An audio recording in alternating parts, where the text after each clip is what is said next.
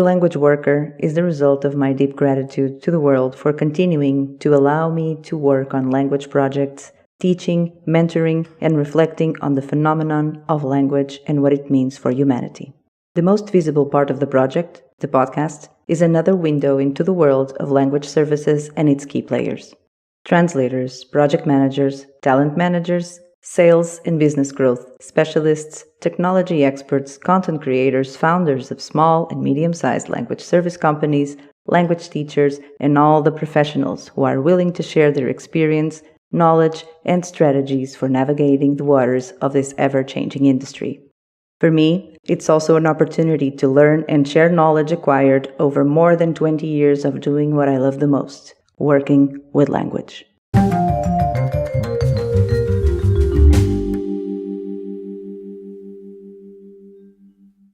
All right. Hi, everybody. Here we are again. This is one of those episodes I've been wanting to do for a long, long time. And it was not so easy to get these four girls together. So I had the assistance of our grandmother, as we call it in Women in Localization, Marta Bauer, who was like, oh, let me see if I can talk to the people on Team Translator and if they can, find, translators who have been in the business for less than 2 years, let's say, right? So that was the idea. Could be 2.5 or 3, but something like this. So the idea was to get the perspective of people who have started in this career recently because of all the changes that have occurred in the last couple of years specifically. And so I really wanted to know and to get your input about how you feel, how it has been, and all of that stuff. So basically, that's why you're here, right? So I tried to get ladies from different countries. I guess we have accomplished that. Then we'll do more episodes on this subject because I think it's fascinating from other parts of the world. But in the end, I guess we have all European ladies. So it's okay. I didn't go too far. So thank you so much for being here. It's amazing to finally have the chance to talk to you. So we have been exchanging messages, trying to get the schedule going. And finally, it all happened. We were not supposed to have Irene with us, who was going to do something else. And all of a sudden this morning, it was a big surprise when she also showed up. So in the end, it all works. So thank you so much for being here, ladies. It's such a pleasure to meet you. So the only person I've ever met before is Marta Monteiro, who is in Women in Localization Portuguese chapter with me. And so she's the little Marta we have. We have Big Marta, and then we have the chapter manager, and then we have our little Marta. And so Marta also accepted to be here. So she's really the only person I know anything about. So in that case, I will leave her to the end. And I will just do my usual. I will just follow the script. Actually, it's not the end because you're before Sophia. Thank you, Sophia, for getting the name there because Sophia is actually using her cell phone. And I was like, oh my God, it says Samsung. So how am I going to remember the name? And so thank you so much for that. So she changed the name so that I could see it because really it's the first time I'm meeting them. So I will start with Julia just for this reason, because on my screen, Julia, probably because she logged in first, shows up first. So this is what we're going to do. Thank you so much, Julia, for being here. Let's just know how languages, let's go back when you were a child, maybe, not necessarily, but how did languages come into your life? Hi, thanks for being here, for letting me be here. First of all, it's really a pleasure. I've been looking forward to this. When did languages come into my life? Probably in school, actually. My parents didn't really work with languages. My mother is quite gifted, to be honest, but she didn't really work in any language area. So I really just discovered my passion for languages in school. I always loved English, especially. I also dabbled a bit in like French and Spanish because I had to, but I also enjoyed it a lot. But I kind of let it slip after school when I went to university and just stuck to English. So that's why I'm only working with English now. But yeah, never say never, right? So the silly thing is that I didn't ask where you're from, what your target language is, right? I should have started with I'll let you know anyway. That's silly. But anyway, so you went there, and then when you went to university, what happened? Did you feel super comfortable? You were like, oh, this is exactly what I want to do, or not really? Yeah. Were you insecure about it? I didn't study languages. Uh-huh.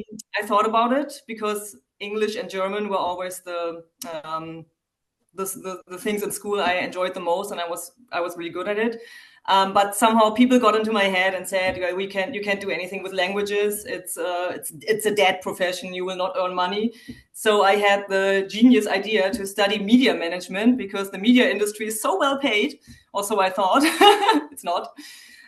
Yeah, so I studied media management and journalism, Mhm. and started working in that area after university. So I didn't really have an education in languages beyond school at first. Mhm. I did do that later when I realized that working in the job I learned at university isn't what I wanted to do. So I did a 4-year translation degree. It's not a university degree, but it's called a state certificate, and Mhm. I did it alongside my 32-hour job as an employee. So, and I did not feel comfortable in English, which is my source language, at all. I knew I used to be good at English in school. I could like express what I wanted to express when I was on vacation, but I didn't feel like I had the skills to actually be a translator. But I wanted to do it. I really wanted to do it, and so I thought I'd just give it a try.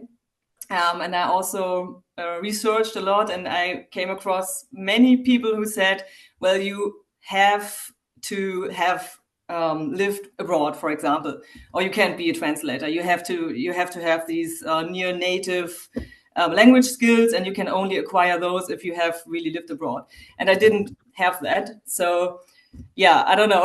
I didn't really have high hopes going into this translation course that I did. I just wanted to see where it would take me, and obviously took me here. So Okay, that sounds good. Yeah, that is yeah, it's strange that you heard from people that you have to be this yeah, strict about your training because usually there are right. a lot of people who will say that you need next to nothing to actually get started. Okay, so let's hear a little bit from our Irene. So Irene is Spanish, right? I Yeah. guess you're from Catalonia, right? Am I right? Because I think I read on your LinkedIn profile that you translate into Catalan. So let's hmm hear a little bit.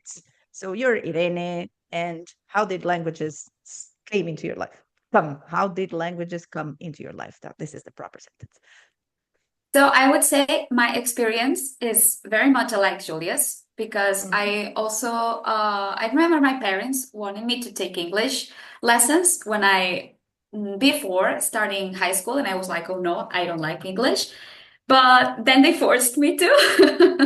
So this is when I began liking it a lot, precisely. And I was very much into TV shows and movies. And I think the change came watching. I don't know if you know a TV show that's called The OC. That's from the Orange From Country. Orange Well, County, yeah, from Orange yeah. County, yeah.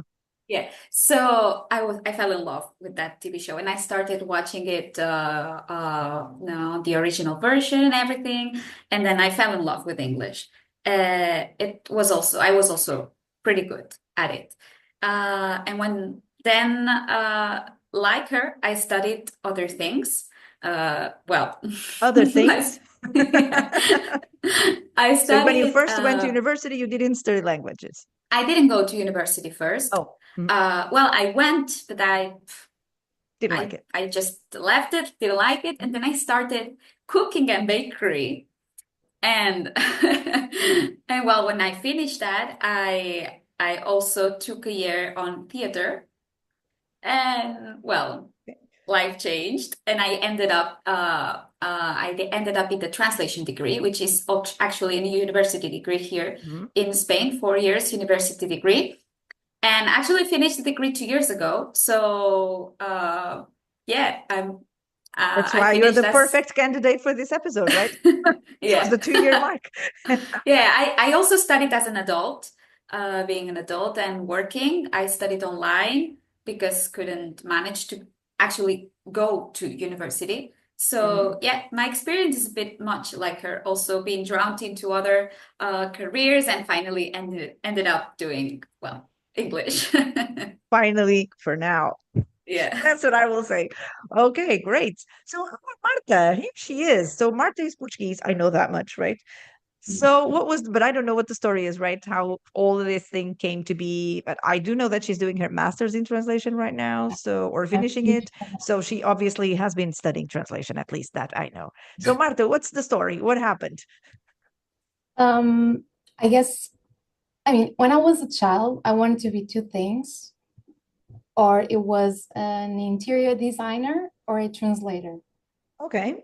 Yeah, I don't know. Never a doctor, never a nurse, never something like that.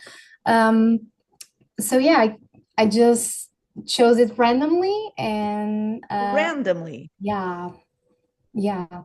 Um, then I went to university. I took a degree in foreign languages and cultures. I studied Spanish and English. Basically, I continued what I had in secondary school. Um, and then I decided to take my master's, and I'm now finishing it also with English and Spanish. And yeah, I don't have any experience yet. So this is all a bit scary for me. Yeah, a lot. And I guess that's it.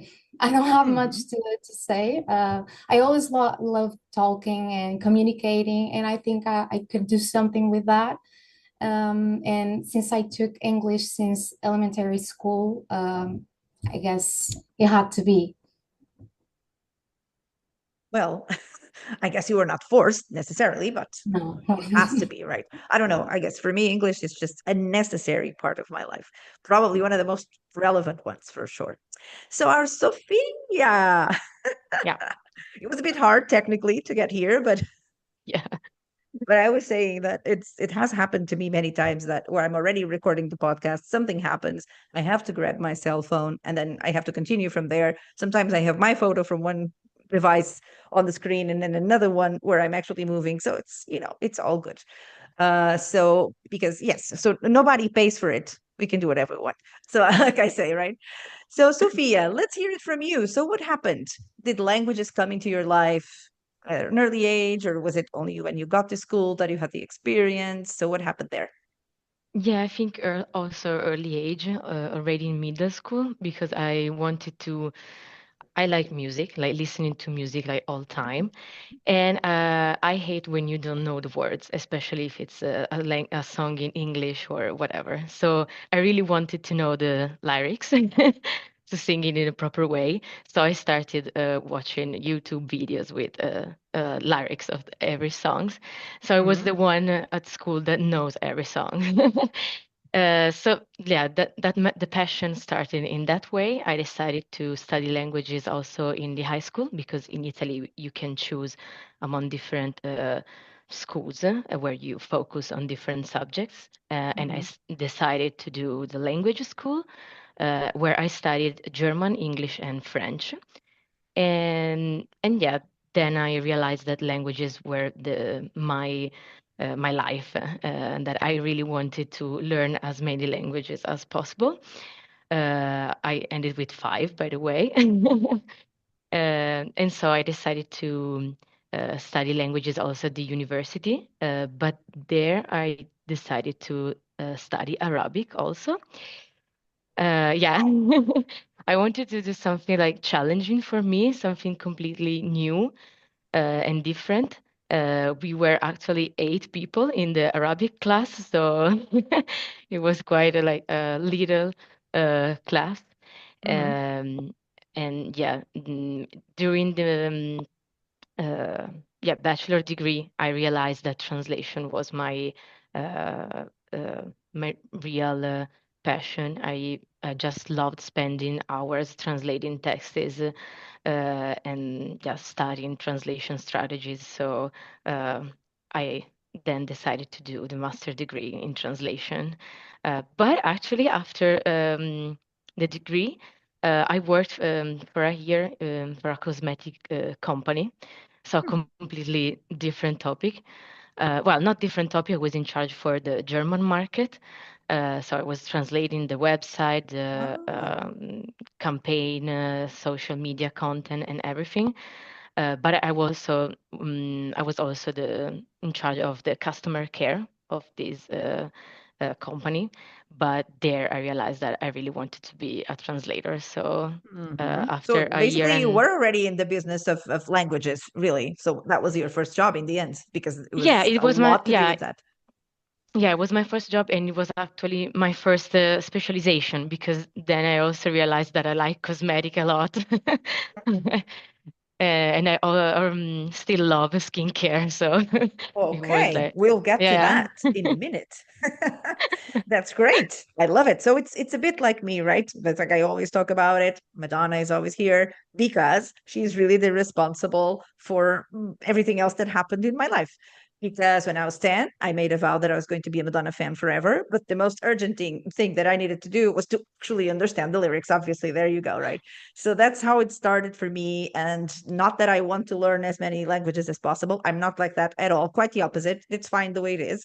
But I just want to make sure that this thing is present in my life every single day until I die. Right. So I'm obsessed with English. It started like that, and it just transpired into the rest of my life. And now I use English as much as I can for everything that I can.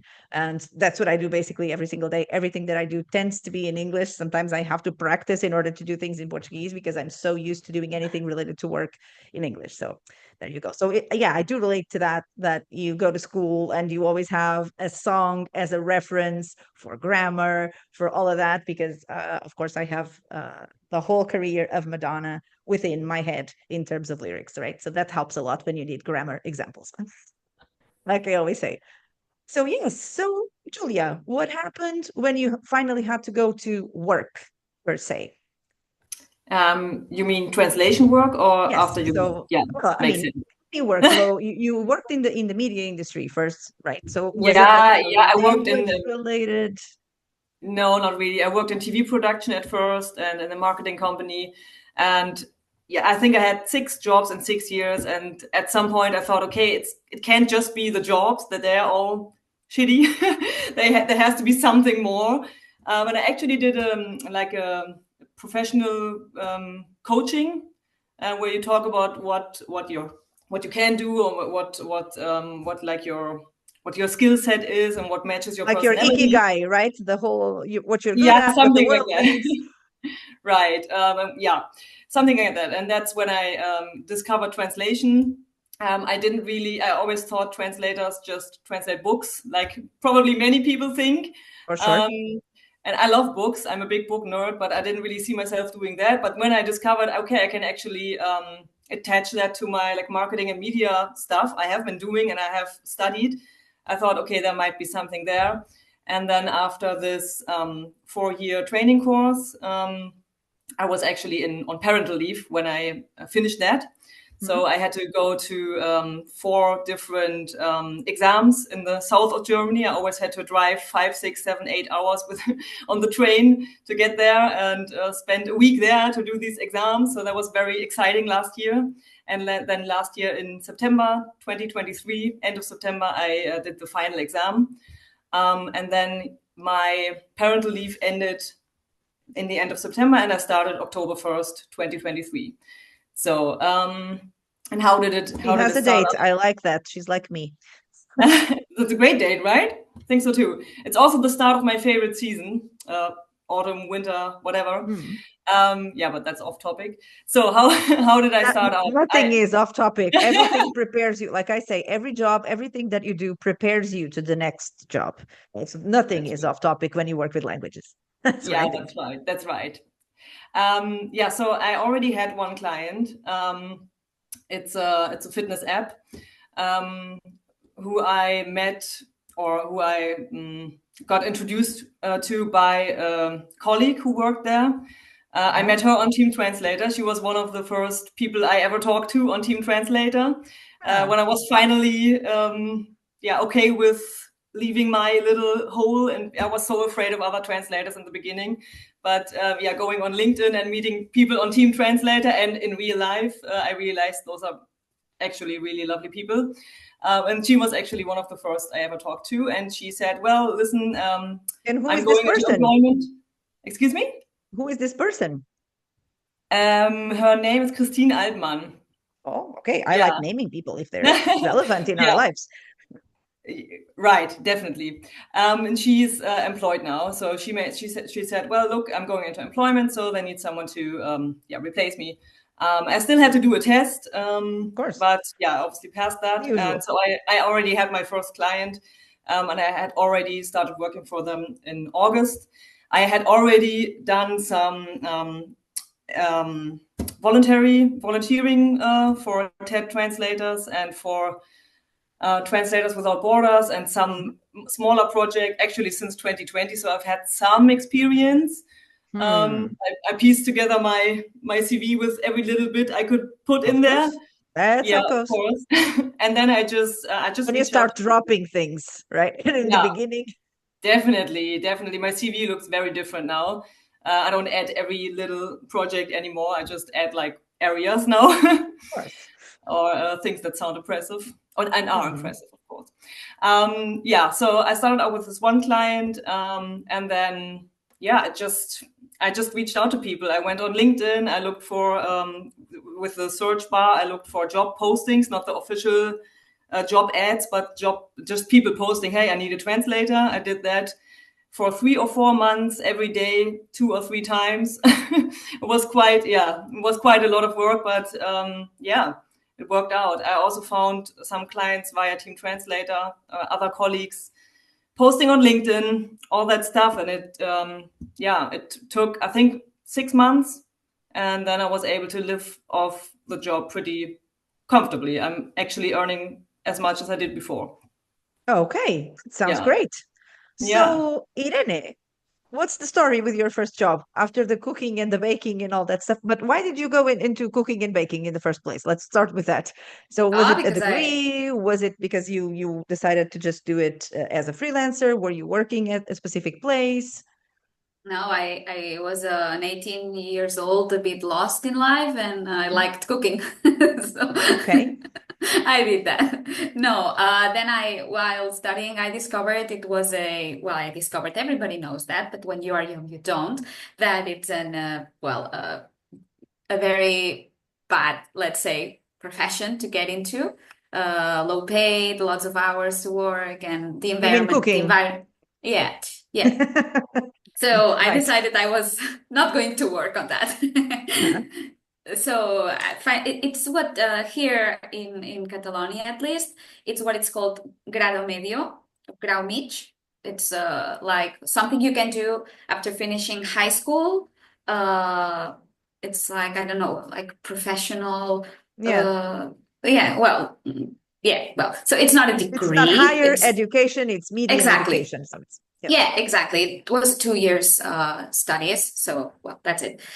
So when I finished my translation degree, I had no experience. So the first 3-4 months, I did like very little jobs for I don't know. I was also an English teacher, so a colleague of the academy, for my sister-in-law, so like things like this, while looking for jobs. I also used LinkedIn a lot, and there is where I got my first real client, which is I still work for them now.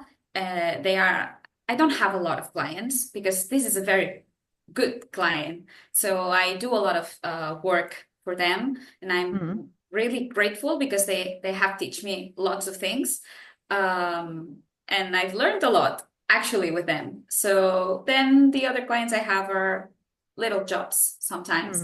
So I got them on LinkedIn, which it was surprising to me. And then I started doing little jobs for them, which then escalated to weekly work and Wow. well, yeah. Super happy. I think That's I great. took profit of what you said about everything in the language profession matters. I took profit of my my hobbies, which are mountain sports, and this is why I got I see where you're going. yeah. Which with very little experience, but a good hobby background, I think it's also possible to get yourself into the Yes, industry. for sure. We're going to get to that in a minute. So a little bit deeper into this sports adventure stuff. So Marta, is it my imagination or did you do your internship already? Yeah, Yeah. So yeah, that's your experience, right? In the translation realm. So what yeah. happened there? How did you end up doing your internship? So you're doing your master's or were you doing your degree? So when was it and why did it happen? I had two internships actually, one in the bachelor's degree, but looking back, I don't take it really as a good internship. Comparing it to the one I have now with Mafalda, who was with Mm-hmm. us in women localization. Mm-hmm. Um, so I work part, not now, but I was working part-time at the time.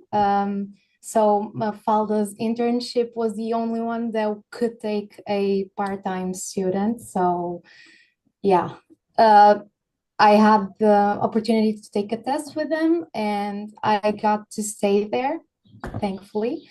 And it was really scary. I'll admit it was really scary because I don't think there's much of a real perspective when you're taking a degree, when you're taking a master's, even a master's, which is weird for me. You don't have really the perspective of how things really work.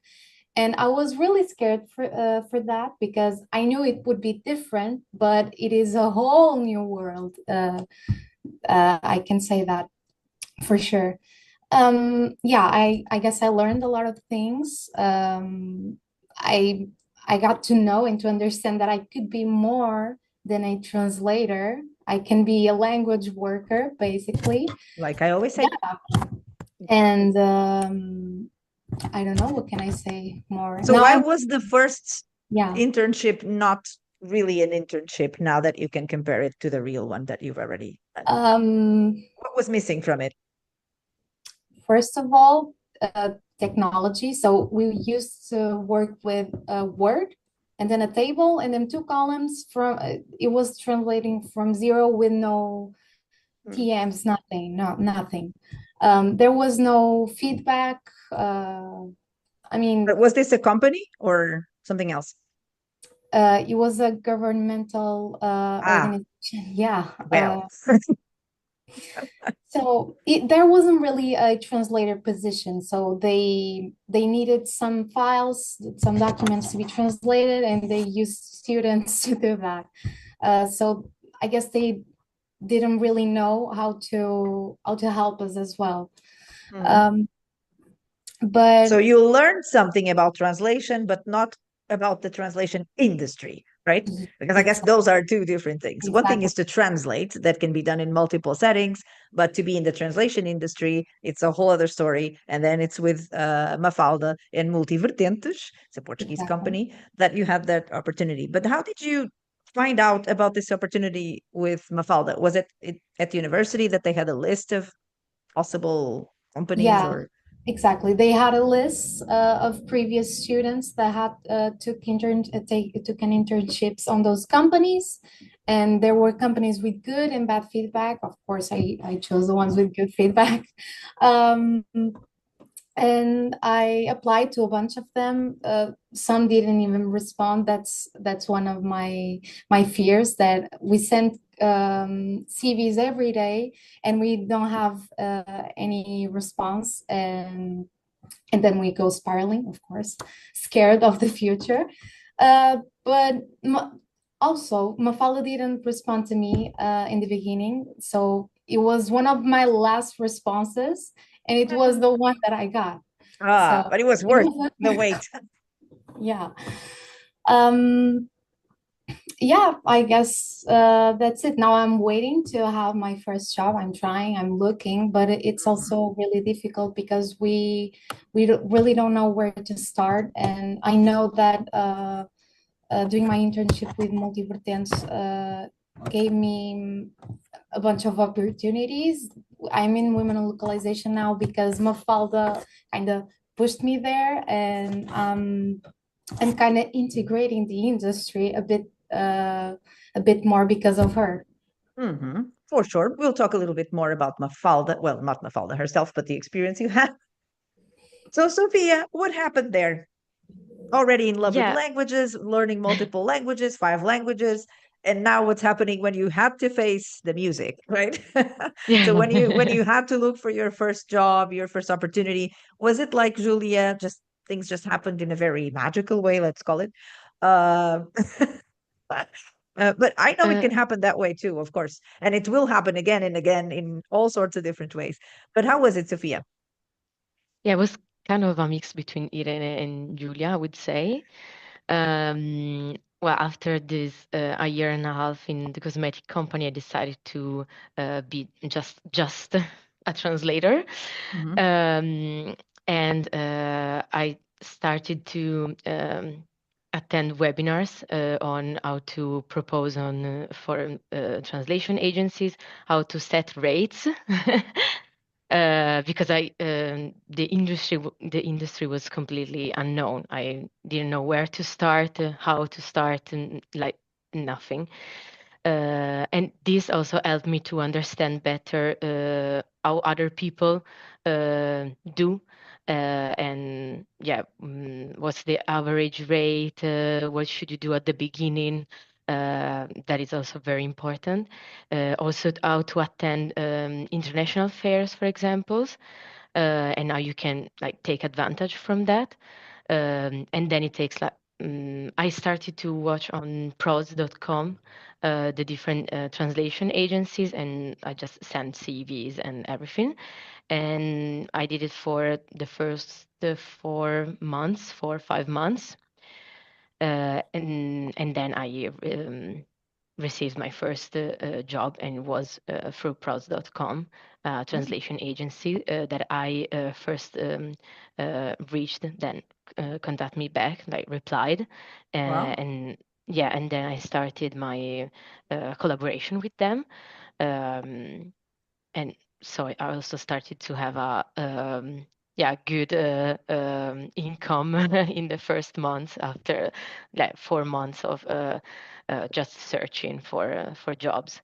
But then I realized that LinkedIn was much more better for this, like for searching jobs or searching clients. So I started to understand that LinkedIn was a very useful tool that can be very, yeah, that where you can also find direct clients, for example, uh, because yeah, translation agencies are a good point first at the beginning, but yeah, soon you realize that you need different clients, let's say. Hmm. Yeah, there's a lot of variation there. Let's say that's you can have the best experience in the world with an agency and stick with it for years and years. I have that experience. Or sometimes things don't really work out the way that you would like them to, and you have to make changes and you have to shift your attention and you have to go elsewhere. And yeah, I guess it's more and more common that freelancers have access to direct clients. I guess with the new trend, it's also a trend in the last, let's say, 5 6 years, it's also that companies create their own internal little language departments. They will have 3 or 4 project managers there who have previously been in the industry, and they are great because they will act as an agency from certain points of view, as in types of files that they send you, the way that they have the knowledge of the cat tools and all the things that you need, but at the same time the flexibility of working with the direct client, and it's very specialized in a subject, and the PMs are also dedicated only to one client. So that is a whole other world. So it's a different experience. All of them can be good, all of them can be bad. So it just depends on what happens to you. So Julia, how has it been? So how long? About a year and a little bit more, right? Ever since you started, since you gave me dates, right? I like Yeah. that. Year and a month now. Yeah. Yeah. Um, I don't want to sound weird, but actually it has been a little easier than I thought, because I thought it would be extremely difficult Mhm. to find jobs, and I'm not saying it was easy. My plan was in the beginning to start out with agencies, and I applied to, I don't know how many 100 agencies. I'm now actively working with 2. Yeah, I could have worked with more, but I had a price range set that was based on my expenses, and I wouldn't go below my absolute minimum. So that's why I had to say no to a lot of those agencies. But many also never replied. So, and yeah, so that's what you said. It kind of drove me to orientate myself more towards direct clients or collaborations with colleagues.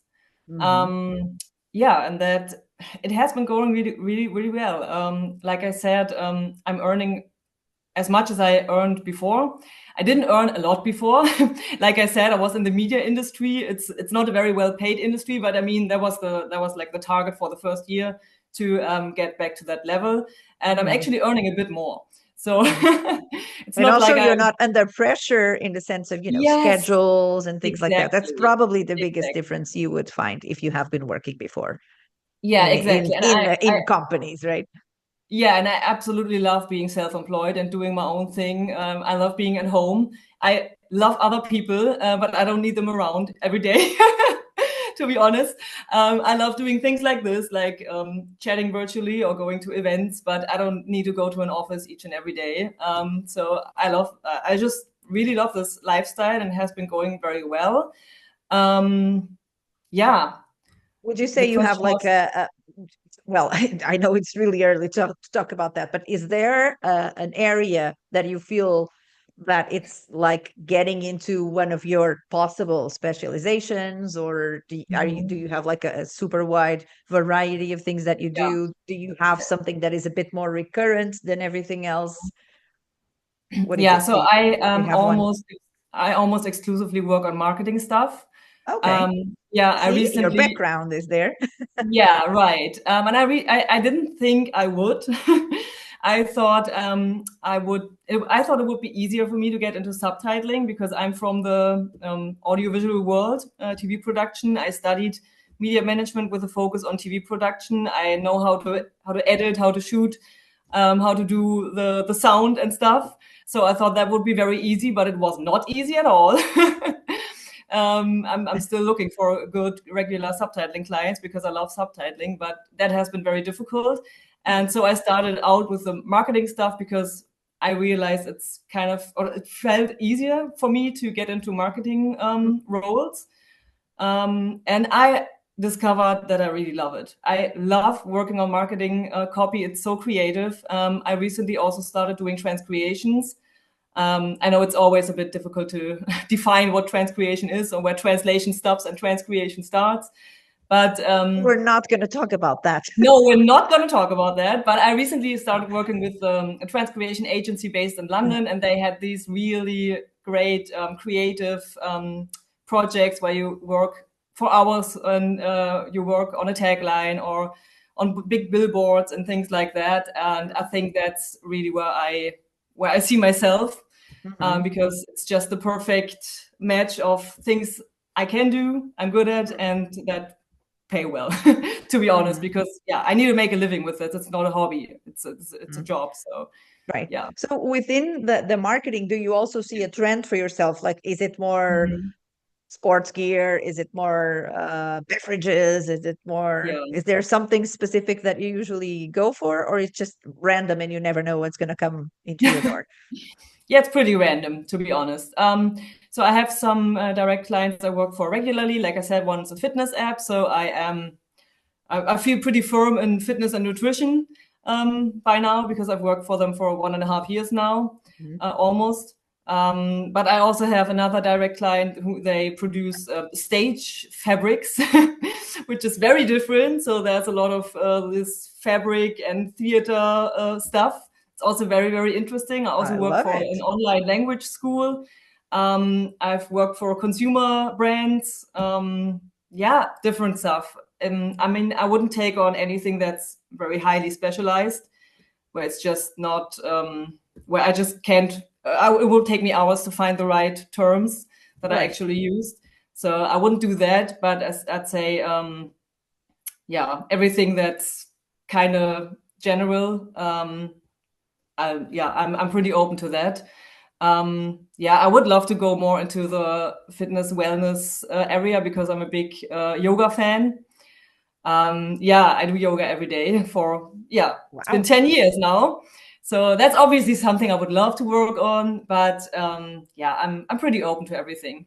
Everything that spreads good vibes. Great. I love that. Yeah. So Irene is already unmuting herself because I say I go in the same order, right? It's just to make sure that everybody gets to speak.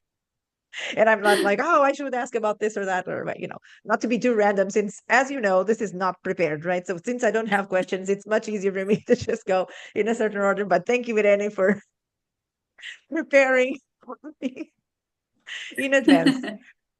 So what's the story with bringing your hobbies into your actual work? Because this is really something amazing that I think I always say we need to bring everything that we are and everything that we know into everything that we do, right? Because this is the magic of working with something like languages, where you're asked every single day to come up with ideas, to come up with knowledge, to research, to go look for references. So, using what you already have that has matured within you, yeah, right, for your own personal reasons, and then just channeling all of this into your work is obviously one of the best situations that you can have. So, obviously, these days, some of you who are super young are practicing sports that are, more trendy or more interesting or more new school, let's say. And I guess there's a lot of need in the market, obviously, for these clients to be served with good copy, with good content. So that's where you come in, right? Is it for Spanish and Catalan, or do you focus more on one? Only in Spanish. Hmm. Well, actually, while studying, I got a specialization in sworn translation, English to Catalan. And I thought, okay, I like the legal stuff. And I thought, okay, when you go out university, you have that specialization, that title that you can only get while studying. So good for you. It's going to be amazing. You're going to have lots of works. No, wrong. So, well, while I kept searching and everything, I found that agency that dedicated to that, and I thought, okay, maybe there I can do something. I am passionate about that kind of action sports, that kind of mountain sports that happen in nature. So this is what I do every weekend. So why not? And it's mandatory for the agency that you actually practice it, right? Yeah, it is. I've had it on the podcast, so I can talk about it. Yeah. Well, actually, if you do not practice, it's impossible that you can get it right. Sometimes, even myself, it's been almost a year doing regular work, and even now, sometimes I do not know Of what course, is you have this. to research. You always have to research. So there's Exactly. nothing else we can do. But it's true that you need to evolve. Exactly. You need to go further. So it's normal. But like I say, every job, everything that you do will prepare you for the next thing that Exactly. will show up in your life. It's just a matter of energy, I think.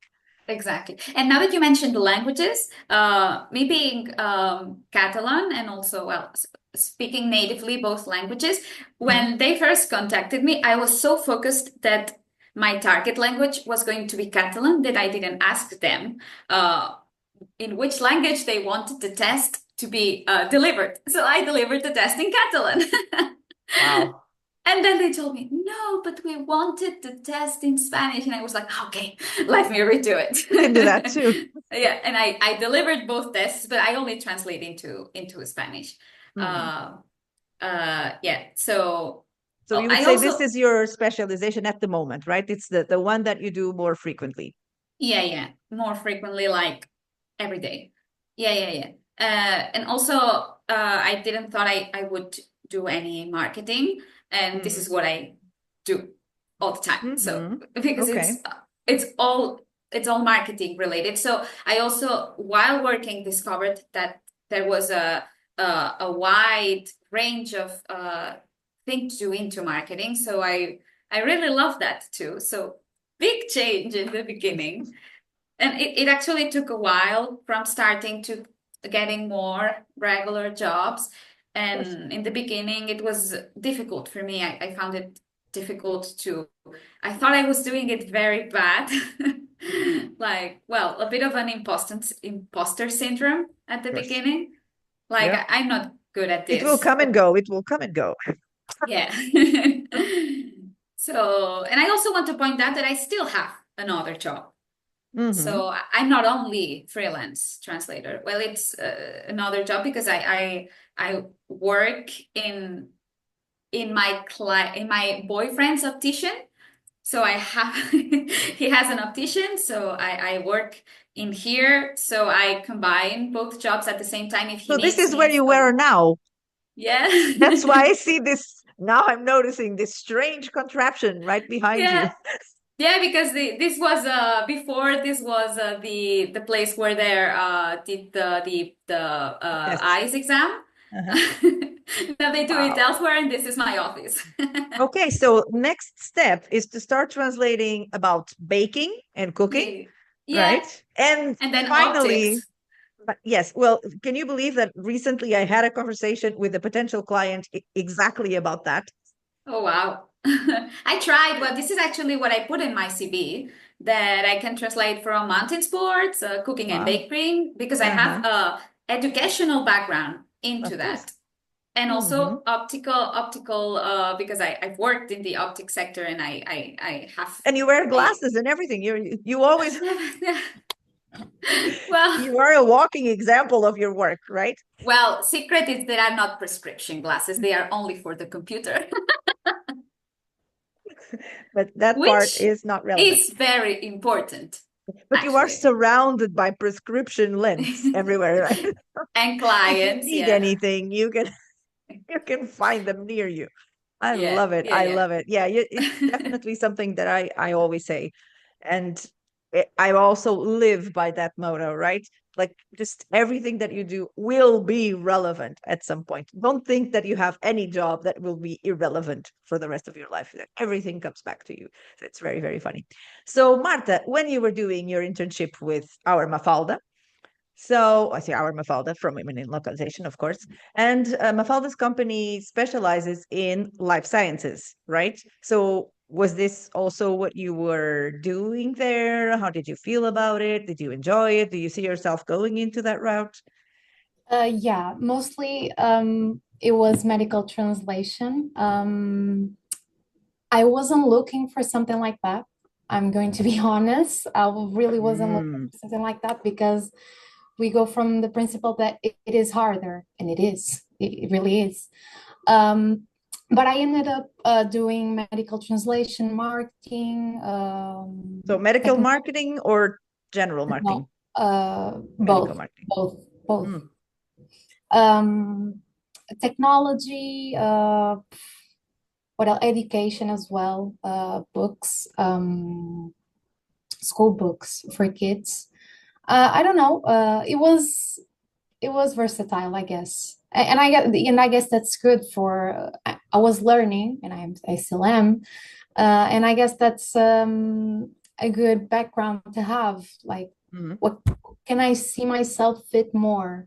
So But are I you don't actively looking for work already, or are you passively looking for, as in, think do you have actively. hopes of actually getting jobs as soon as possible?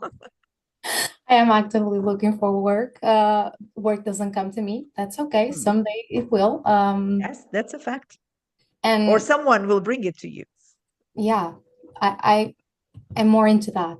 Probably it's gonna be like that. Um, but I was going to say something, but I just forgot. I get so Sorry, it's because I keep no, it's interrupting you. okay. It's okay. No, but in the end, it was a good internship because I had a bit of everything, and I know I probably don't see myself right now doing medical translation, but it's not a no. We never know. And some of the people I know work with that, so probably it may happen. But I guess I was looking more into marketing. I guess it's more fun. Hmm. But the I'm being strangest things can happen. Trust me. You never know what's going to happen. So just don't worry about it. Something will come up, and maybe it's not even something that you could remotely consider. Yeah. But And everything is great. in the beginning, I have to put up with it and see what. I like the choice of words in the beginning. I have to put up with it. Yeah, I'll have to because let's say we don't have many opportunities in the beginning, so I think we should try everything that comes up to us so we can see what we like, what we don't, and yeah. Yeah, strange things can happen. So, Sophia, what happened there? What's the story? Yeah, after the cosmetic company. Was it Kiko? um, no, no, no, no. It was an Sorry, I have the Italian one. fantasy of it was one of my clients. So when I was working for an agency, and it was just every time that someone mentioned cosmetics, it's the first question I ask. What No, no. was it? Um, But is it no, something it we was can recognize, or is it a local brand? no, it's Or very small. It was a uh, startup, so mm, it's still small. mm. I would say.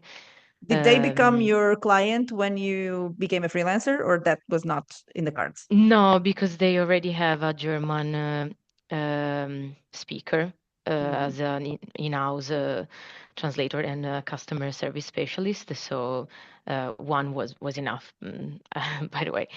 But as I was translating for the website, for the e-commerce site, and for newsletter as well, so transcription and marketing, I started translating in that field, so for marketing, and that's why I also started translating in different field, and one of the biggest now is telecommunication. So I'm still translating for marketing and e-commerce and website, but then I also started translating something more technical. They asked me if I could, and as my other colleagues said, you try it and then you like it and then you keep going. Of course, at the beginning was harder because I didn't know so many terms and concept also of cybersecurity, for example. But then I got interested into it because I also realized that was something that was useful for my personal life too. And so I started getting deeper in that field and starting to translate something more technical. Still prefer translating for marketing because I prefer transcreation part and that I can like change more texts and give my kind of a personal touch to translation. Mhm. But yeah, I'm also interested in more technical translation and in this cybersecurity field or IT field. Yeah. Mm. Yes, IT is my thing. Yeah, but it's something that you can see it also in your personal life. It helps a lot. Now I'm a kind of a master in cybersecurity stuff and password and find new way of protecting my data.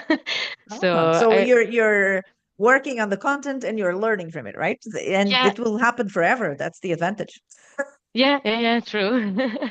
That's the part I like most of being a translator. You always learn something new and something that you can use in your everyday life, and that is uh, one of the best thing of my job, Mm. of Yes, our I know. job. That is true. I've learned so many things that I'm still using the references to that content to give examples of all sorts of things, right? Because it's like I had the access to doing a job for a company that taught me that the biggest producer of oranges in the world is Brazil. I didn't even know that. So it's like strange facts that all of a sudden become part of your life because it's of your general culture, because you just read these things and you have to focus on that content like you're not reading it per se, right? You're actually processing all of that and transforming it into your mind. And therefore, this is kind of the information that is then becoming part of what you know, right? So it's very interesting that we have to go through this process all the time. I love it. So I know, not to disappoint anyone, let's talk about rates from whatever perspective we want, right?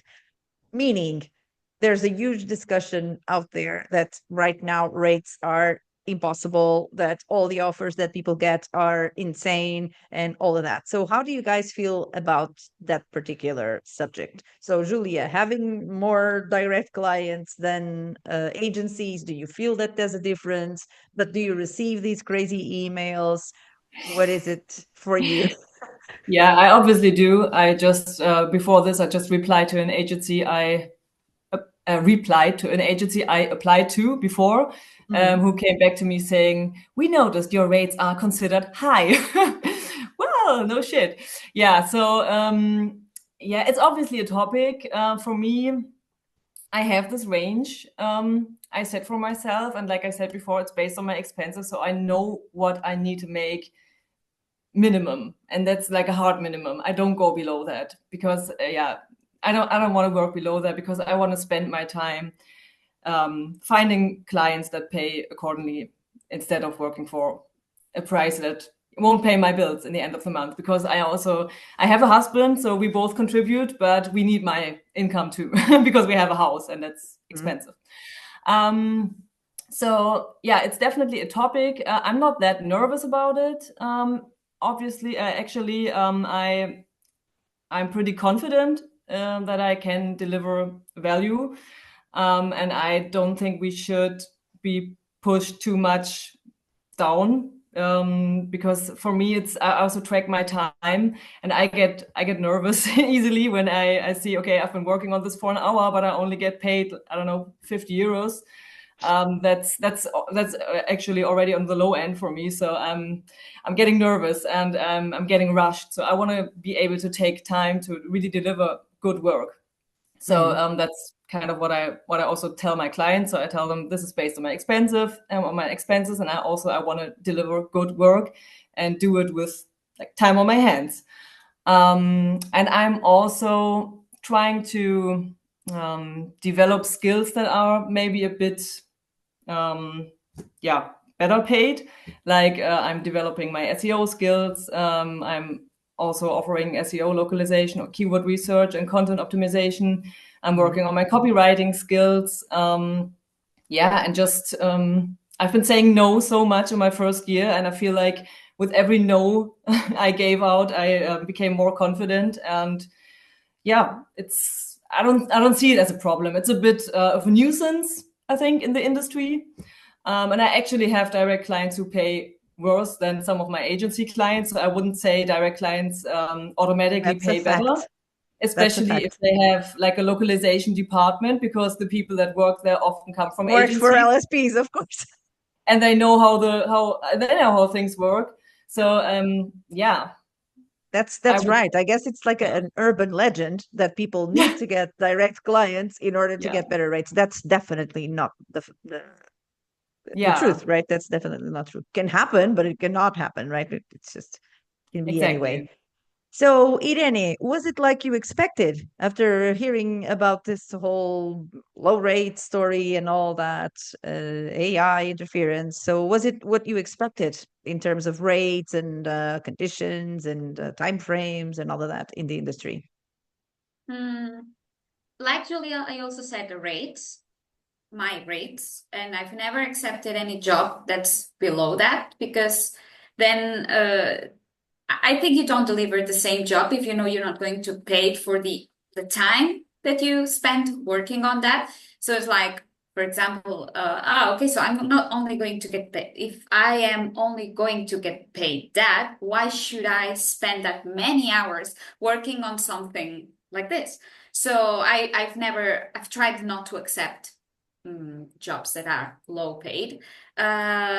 But my experience, what I felt, for example, when I do sworn translation projects, that the majority of them come from direct clients, this is where it gets difficult for me to rate a project based on a photograph sometimes, or a PDF that you cannot count the words somehow. This is where I find You have to have a price difficulties. per page, right? Exactly, price per page, price per different document sometimes. And I found myself translating, I don't know, for very little Birth amount per. certificates, Yeah, but yeah, CVs. exactly. And sometimes I've just finished the job and like, okay, you've gained that per hour with what you rate. Good. Next time it's going to be a little bit more. So I think it's a learning step by step, no? Yeah. Like Yeah. it's something you keep learning by time. And also Mhm. I've used colleagues a little bit You've for used that. them for information. Well, I like it. I've got helped. As everybody has help Rather, from everybody else. That's exactly how it should be, yeah. right? Because Mhm. if they have been doing it, they should know a little bit about, even if everybody has a different approach and opinion, right? Some people are super flexible. I was a vendor manager for 8 years, so I know what it is to talk about rates every single day and every hour Mhm. of the day. And I actually loved it, to be honest. It's my favorite subject, and I still love talking about it. So, Marta, expectations in terms of payments and rates and things like that, direct clients, what do you think it's going to happen from what you've seen? Is it like looking good for the Portuguese crew? Because I know this is maybe controversial. I say it everywhere and people are a bit like, but your language pair has massive influence. I know people will disagree with me, but it's impossible because Yeah. languages do have, no matter what you say, a market value. This is a fact, right? Based on the economic level of the country, how demanding the actual language community is and what kind of interference the government has in dictating language related laws. So, this in itself, not even going to talk about other things that I could, but these facts in themselves have a huge impact on how much people will value your specific language, right? So, what are you expecting, Marta? I mean, It's like, well, how do I know? yeah, exactly. I feel I have a bit of imposter syndrome, but I guess every student has. It's really difficult to set a rate, especially here because we don't have certificated translators. So it's something that we have constantly to explain.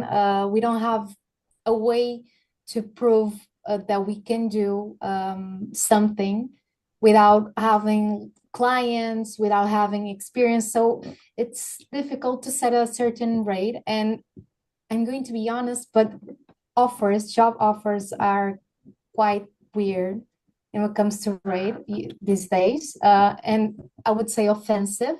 Uh, and I believe it's a moral battle because I mean, we need the money, so we should accept this because it's the only opportunity we have right now. But at the same time, we know it's very low. No one would work for this. I don't want to work for this. And as Irene was saying, um, we would know that we wouldn't be doing a good job because uh,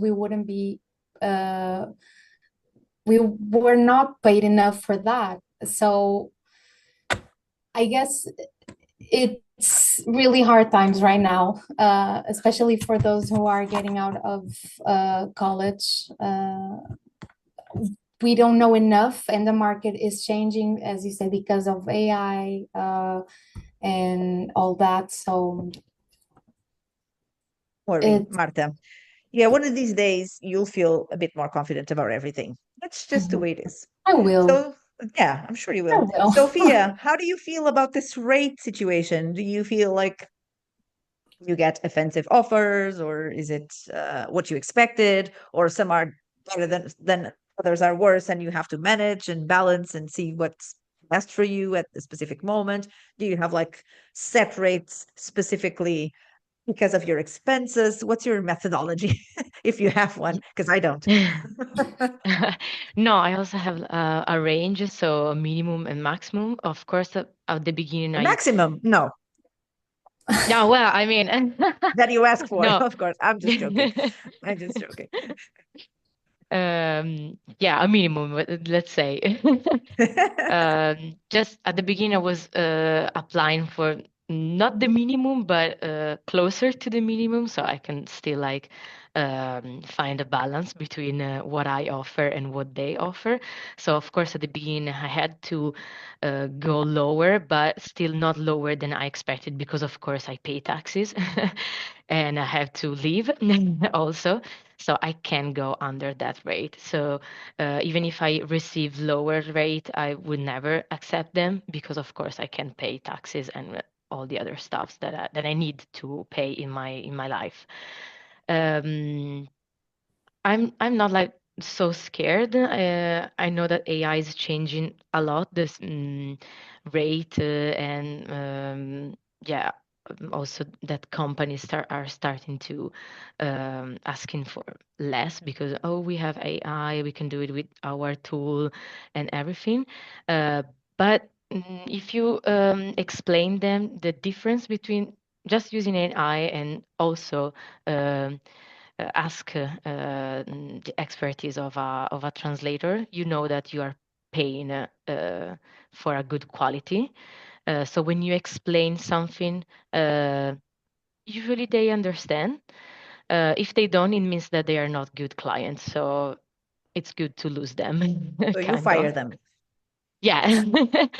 So yeah, that is my strategy. So that is my Okay. minimum. Of course, I can I translate with other tools and AI. So my rates must be lower, of course, but that also means that I can uh, work more, like accept more jobs. Uh, so I kind of balance these two things. So more texts or more words, let's say, uh, but then the price must be kind of the same. I don't know Mm-hmm. if I was clear enough. Yes, I um, think so. yeah, the kind of hourly rate must be the same always. Mm-hmm. Otherwise, I can like pay everything. Yeah. Yeah, that's right. Now, I promised it would be about 45 minutes, but it's already past an hour. So, so now I decided that people who do interviews have like a final question that they always ask, right? So I decided some time ago that I was going to have this question for most people if they were doing language work themselves. So, and that is in an abstract way, because it's not necessarily a client that comes to you, but the final client. So it could come to you through any means, right? Indirectly. What would be, Julia, your perfect ideal client? Do you have like a dream brand, a Yeah, dream subject? So what's I that? do. I do. My absolute dream client would be Deliciously Ella. I don't know if you know them. They So, are a UK-based brand. They make healthy vegan snacks, and they also have an app where they do yoga and mindfulness practice. They have a website. Yeah, all this stuff. That would be my absolute dream client because I used to be vegan. I was vegan for 6 years, and then it got too complicated for me when I got pregnant. But that's still a topic that's very interesting to me. I said before, I'm interested in yoga.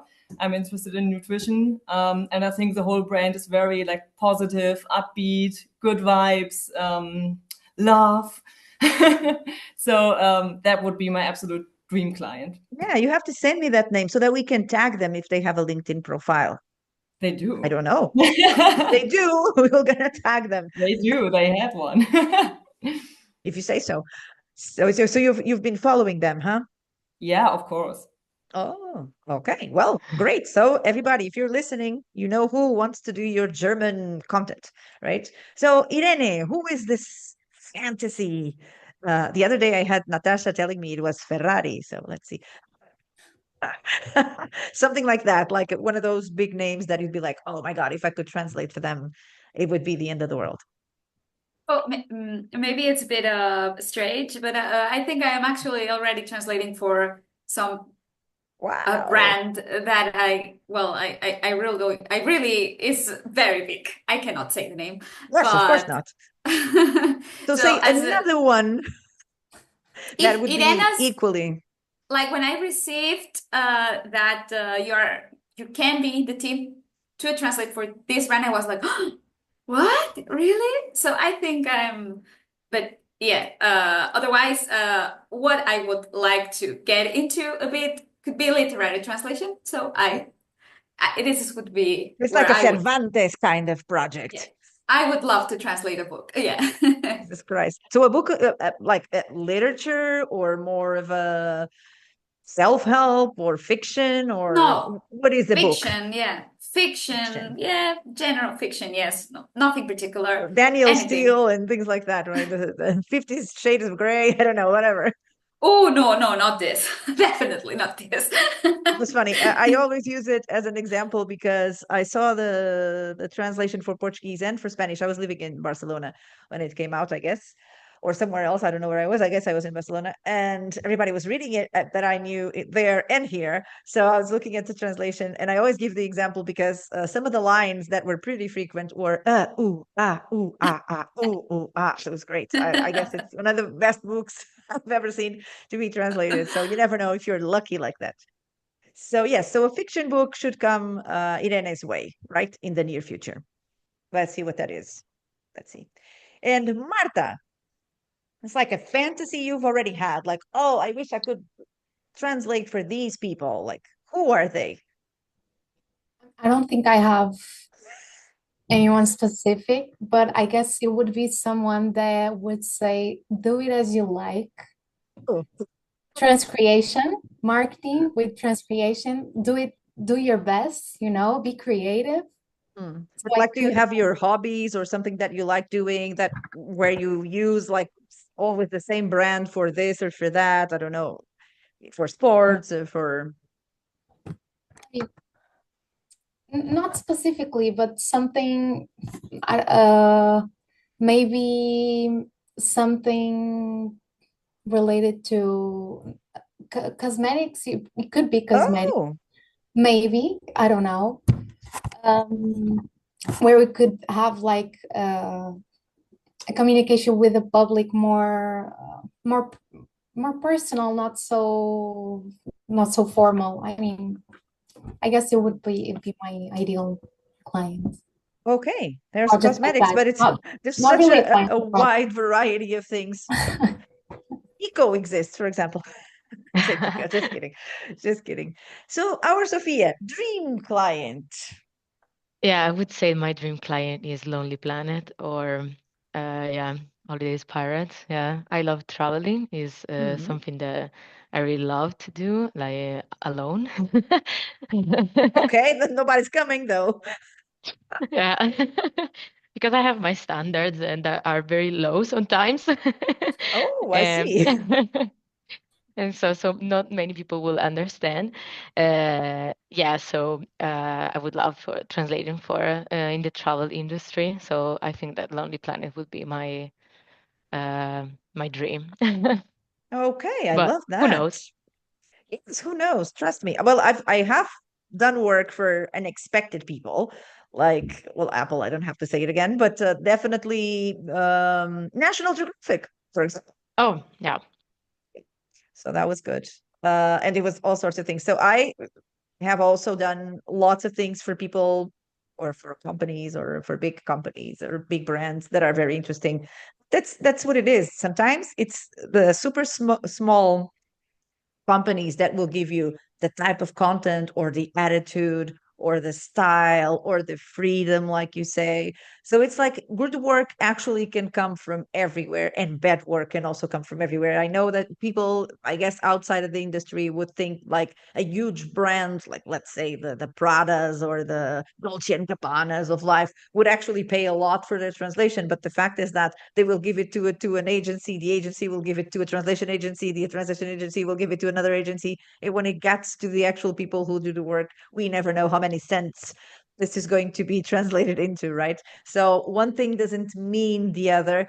But sometimes I would say that there's something that connects us to the type of work or to the brand or to the philosophy that will actually also make us accept different conditions that we would accept from any other circumstance because we feel like this is work that we would like to do because we will learn so much or because we love their philosophy, whatever it is. So it's actually a really hard thing to imagine. And because if you continue working on this, you will see that things that you don't even know exist, companies, subjects, types of products, types of content, they will come your way in very unexpected ways, right? But there will be a relation for anything about your life. And this is why this came about.